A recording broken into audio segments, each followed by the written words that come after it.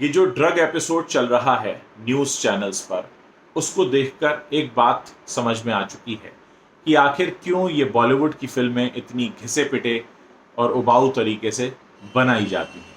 असल में ये जो पूरा मामला निकल कर सामने आया है, उसमें तस्वीर बिल्कुल साफ है।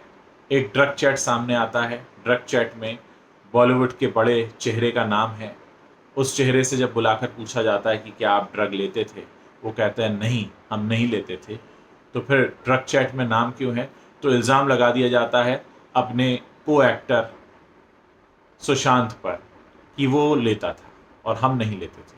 अब इस को एक्टर पर इल्ज़ाम क्यों लगा है? क्योंकि ये को एक्टर ज़िंदा ही नहीं है, ये अपनी सफाई दे ही नहीं सकता और इनको लगता है कि इस तरह के बयान देकर ये बच सकते हैं।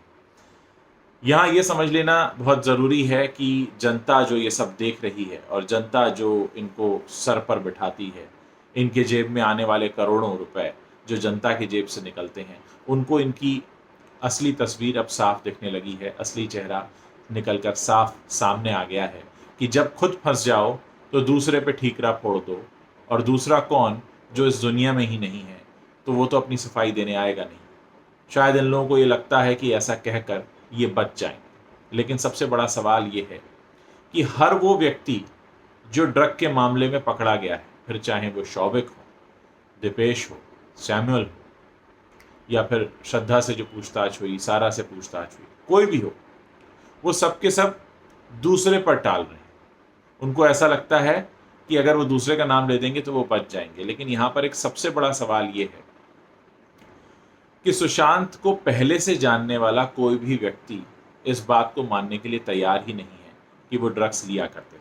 और ये कौन लोग हैं? जो उनके साथ पहले काम करते थे, जो उनके साथ पूरा पूरा दिन रहते थे और महीनों तक रहे, सालों तक रहे। उन्होंने कभी इस बात को नोटिस नहीं किया।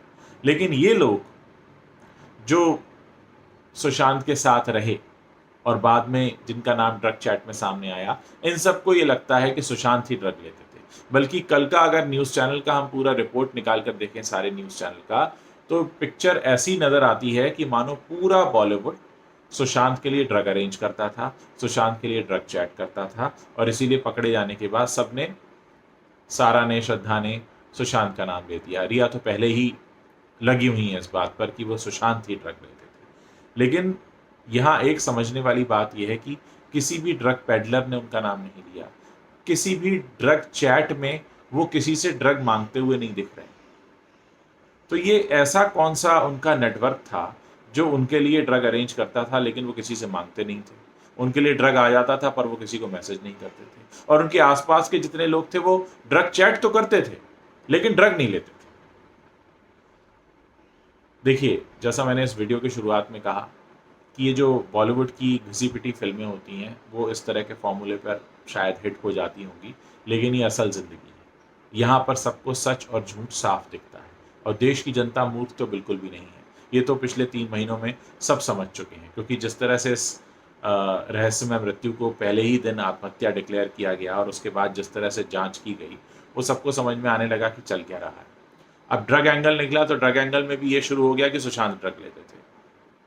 मतलब ऐसा लग रहा है कि सुशांत के आसपास के सारे लोग दूध के धुले थे और सबसे बड़ा अगर ड्रगी कोई था बॉलीवुड में तो वो सुशांत था। लेकिन इतनी सब बातों के बावजूद कुछ सवाल यहाँ पर खड़े हैं जिनका जवाब अभी तक नहीं मिला है। पहली बात ये कि किसी भी ड्रग पेडलर ने सुशांत का नाम क्यों नहीं लिया। दूसरी बात, किसी भी चैट में सुशांत किसी से ड्रग मांगते हुए क्यों नहीं दिख रहे हैं। क्यों बाकी के लोग ड्रग मंगा रहे हैं? कहीं पे भी इस बात का जिक्र नहीं है कि सुशांत किसी के लिए ड्रग मंगा रहे हो या अपने लिए मंगा रहे हो। और पकड़े जाने पर हर व्यक्ति ये कह देता है कि वो सुशांत है। तो एक तरह से पिक्चर पूरी तरह से साफ है कि क्या हुआ होगा। 2 लोगों के बीच पार्टी में कुछ होता है। एक व्यक्ति जो मर चुका है, एक व्यक्ति जो जिंदा है। जिंदा वाले से पूछा जाता है कि भाई तुमने ड्रग लिया था? वो कहता है नहीं, मैंने नहीं लिया था, जो जिसकी मृत्यु हो चुकी है वही लेता था।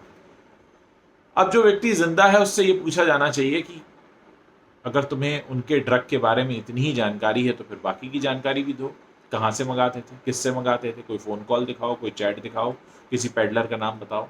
लेकिन वहाँ पर कोई जवाब नहीं है क्योंकि ऐसा कुछ था ही नहीं। उम्मीद है एनसीबी फिर से इन सारे नामों को बुलाएगी और अब तो इनके फ़ोन भी जब्त कर लिए गए हैं, जैसा कि सोर्सेज से खबरें आ रही हैं। तो उम्मीद है कि जो पूरा सच है वो जल्द ही निकल कर आप सबके सामने आ जाए।